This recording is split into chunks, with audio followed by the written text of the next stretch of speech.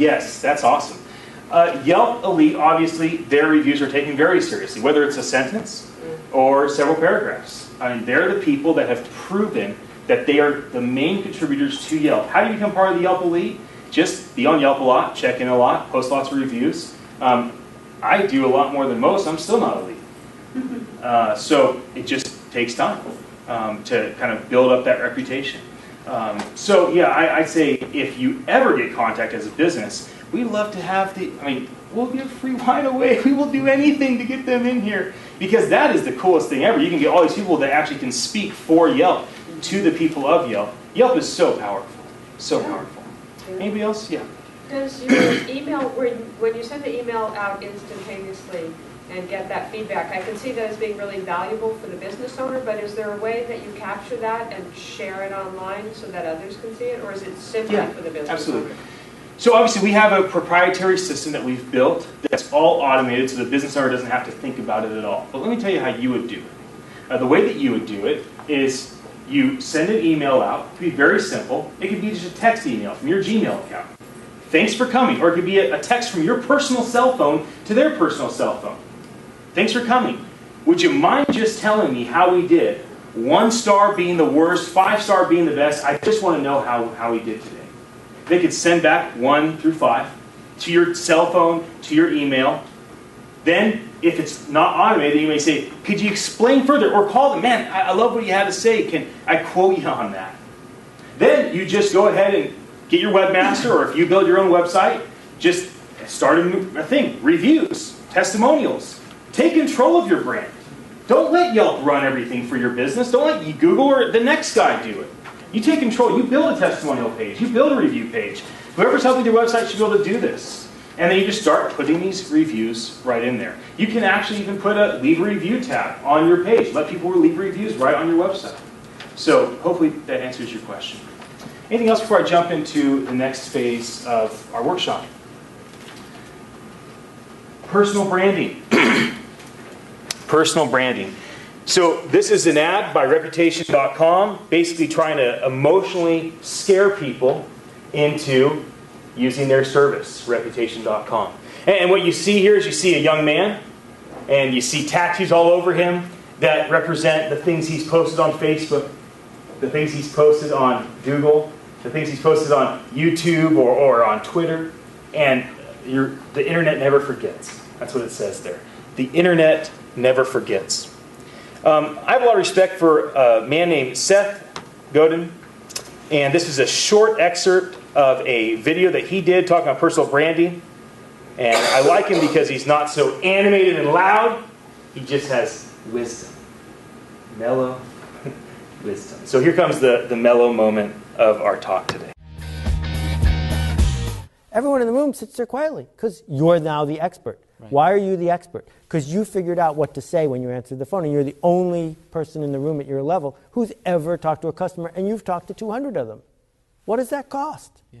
Right? And so the point is that we all have so many more degrees of freedom than we give ourselves credit for. Even if you're a waitress at Denny's, you can figure out how to be the waitress they will miss if you're gone. Yeah. And if, the napkins are out of place, or, you think we should have shinier spoons, you could take care of that. Yeah. It is about picking yourself. Right. And, every once in a while you hear the case of, some waitress who got a $10,000 tip because some guy had come in so often. Yeah. And, finally he said, thank you, right? Now, she's not doing it for the $10,000 tip. She's doing it because discovering how to smile differently or talk differently to make the patron have an engagement with you, that's your real job. Your job is not to bring the eggs from one place in the restaurant to the other. They can do that themselves at a buffet. They're coming because you are a human being. And what human beings do is art, is new stuff, is connection. And this humanity is what has been boiled out of us. And what we're seeing is it's coming back in, right? There's this phrase that's been ringing around my head all day today, which is, Tom Peters wrote a magazine story years ago called The Brand Called You. That was brilliant. And it totally changed the way people thought of branding. Mm-hmm. But my new thing is, I'm not a brand. You are not a brand. You're a person. And there's a big difference between being, Dell and being Michael Dell. Right. And I think that we're now entering this world where it's okay to be a person again. Excellent. Seth, as always, thank you so much for being here with us. Appreciate you coming here. And I think it's important to hear what a guy like Seth has to say when he's talking about personal branding. There's a lot of confusion around personal branding.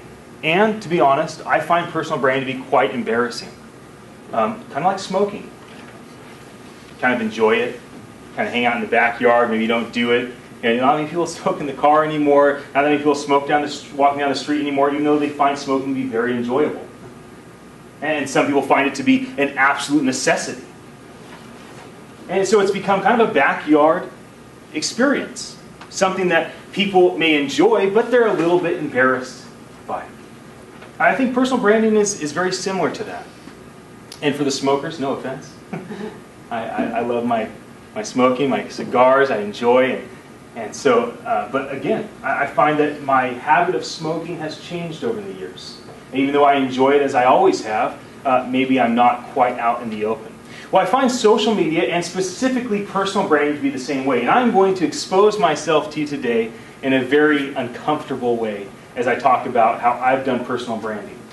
The reason why I find it to be so embarrassing is because what am I doing wasting time building my personal brand? What a narcissistic, strange, wacky thing. There's never been a generation that's done what my generation does. Sit down for hours and days and tweaking how I talk about myself and the pictures I post and the way that I expose and how I always want to turn my life and my experience in such a way to impress everybody. The reality is it's kind of a weird thing to do. Yet, if you don't mind your personal brand, then who knows what people will think about you when they do search for you. When they do, whether it's an employee thinking of working for your company and they're checking you out, or it's an employer considering hiring you, or a client thinking of using your firm. It's not, a business card means nothing. I don't have business cards anymore. What do people see when they go to Google? What do people see when they go online to LinkedIn or whatnot? Here's a similar picture of a lady. Again, the internet never forgets. And all these things that could be so embarrassing, and thinking of it as a tattoo, the things that you post online are like a tattoo. Mark Twain, give a man a reputation as an early riser, and he can sleep till noon. What a great quote. Q&A will be next. So let's walk through my personal brand. Feeling a little insecure about this, but we're going to give it a try. I'm going to talk with you a bit about what I've built, why I've built it, what the psychology is around what I have developed. First of all, personal branding. If you are branding in such a way that it's all about you and your self-promotion, then it's a very dangerous, slippery slope. You'll probably never get traction. Nobody will ever believe what you have to say. And if they do, they'll eventually lose any sort of thought that you have something of significance to share. So I did something today that was very aggressive, but I thought it would get the point across. So here it is. Now, what I did today was I posted about this conference that we're doing right now, seminar, workshop, whatever you want to call it, a little gathering, get together, what we're doing on my website.